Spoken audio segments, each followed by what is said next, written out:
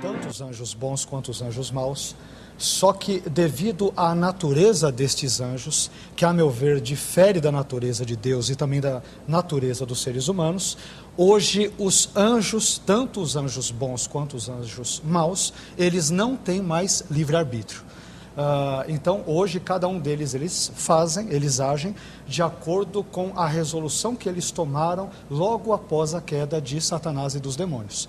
Então, como o pastor Patrick aqui citou, eu entendo que hoje os anjos bons, como Miguel, Gabriel e tantos outros, eles não podem fazer o mal ou não têm liberdade para fazer o mal, e os anjos maus, Satanás e os demônios, eles também não podem escolher não fazer o mal, de modo que eles não têm livre-arbítrio. Se eu pressupor que os anjos tenham livre-arbítrio, tanto os anjos bons quanto os anjos maus, eu me verei numa série de problemas teológicos ao longo da Bíblia. E quem sabe, ao longo das nossas discussões aqui, talvez analisando alguns textos, eu creio que não somente Judas, mas Judas é um pontapé inicial, há alguns outros textos com os quais nós devemos nos deparar, e esses textos me dão a entender que os anjos tiveram livre-arbítrio no passado, mas hoje eles não têm mais. De uma forma bem resumida, ele falou, nós temos uma questão que ela é uma questão especulativa, eu admito,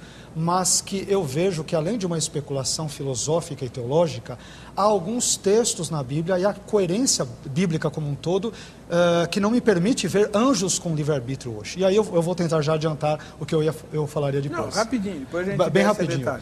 O que ocorre? Os anjos, Heber e telespectadores, eles têm um acesso direto e imediato a Deus, a sua presença e às realidades eternas. De modo que, quando eles tomam uma resolução ou decidem fazer uma determinada coisa, isto acaba sendo depois decidido por toda a eternidade. De modo que, quando nos pódios da história humana e da história universal como um todo, né, do cosmos, um grupo de anjos decidiu se rebelar contra Deus, a partir de então, o destino deles já é selado. Isso entra, por exemplo, no texto de Judas 6. Aos anjos, a primeira metade, já estou entrando no tema, a primeira metade, quando diz que eles não guardaram a sua habitação, mas a abandonaram, esse era o momento que eles tinham livre-arbítrio.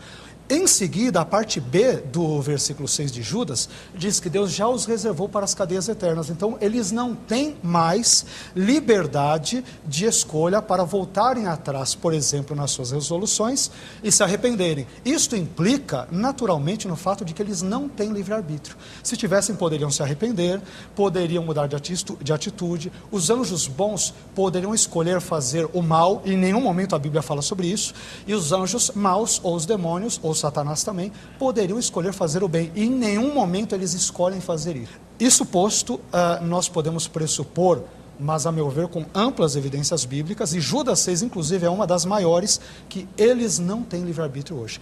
Se tivessem, nós teríamos problemas sérios. Isso significa que Gabriel e Miguel poderiam resolver se rebelar hoje e cair? O pastor Patrick já disse que ele entende que não. Aí que entra a questão. Isso, a meu ver, implica em que os anjos, tanto bons quanto maus, não têm mais livre-arbítrio. Não podem mais escolher os anjos maus em prol do bem e os anjos bons em prol do mal.